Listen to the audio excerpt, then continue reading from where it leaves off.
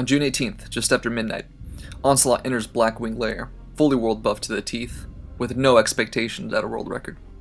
Instead, they were simply eyeing for Horde world first, which makes sense considering Alliance currently holds 18 of the top 20 spots on the leaderboards for Blackwing Lair.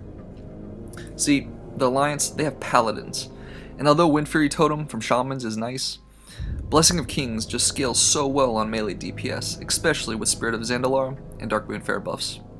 Blessing of Might gives even more attack power, up to 222 if talented, and Blessing of Salvation gives the luxury to pay a little bit less attention to the threat meters, with 30% threat reduction for the DPS.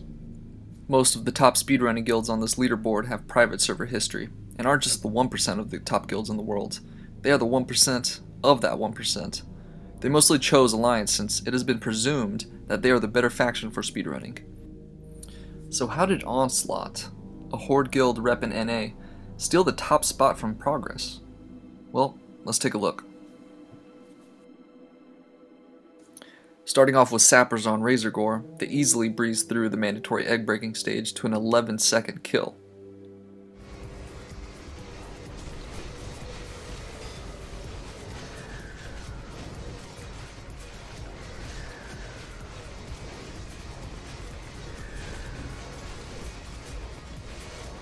What's this? Veil lasts only slightly longer, 17 seconds.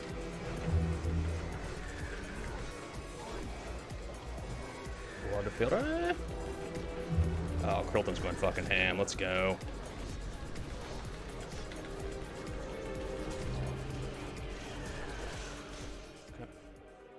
Only their hunter gets burning adrenaline. They pop speed pots while summoning back their hunter. If you don't already know, you can either Hearthstone or Mage Portal out to remove burning adrenaline in a city or innkeeper to save your world buffs. The same protections that prevent the Blood Plague from ZG spreading throughout cities can save your world buffs as well, and Onslaught chooses to do so here, as a fully world buff DPS is worth the extra time and extra accounts with warlocks and clickers to summon him back.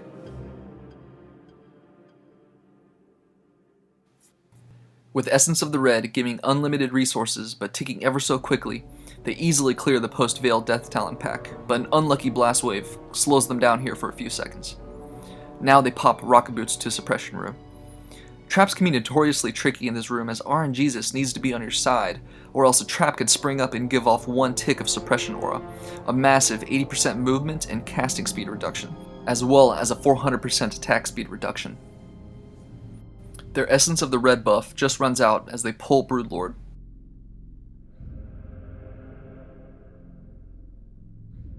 The Broodlord pull seemed to go smooth. However, a trap pops up mid-initiation.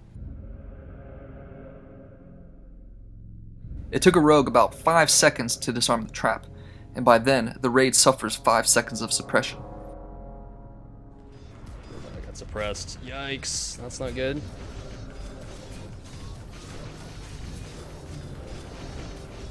Bell, you fucking jinxed us earlier by talking about that trap. They end up with a 37-second kill, which is about 10 seconds slower than the world record Broodlord kill.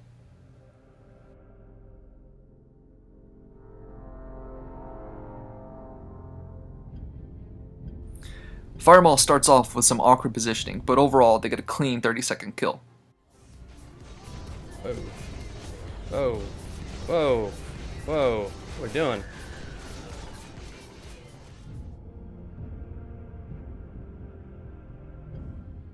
They don't skip the right pack, opting instead to clear the right pack and pull the single Wyrmguard triple Overseer pack to the right corner. All of our dynamites are on cooldown. Fuck. Oh my god, not like this. Okay. Salvador states in his stream, That was slower than it should have been.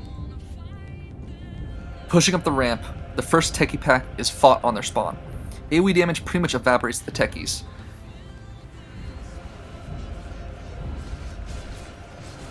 And the second techie pack, however, comes in a little bit staggered, not completely LOS'd around the corner. Some of the techies at the top didn't receive some AoE damage, so the pack was killed less than optimally.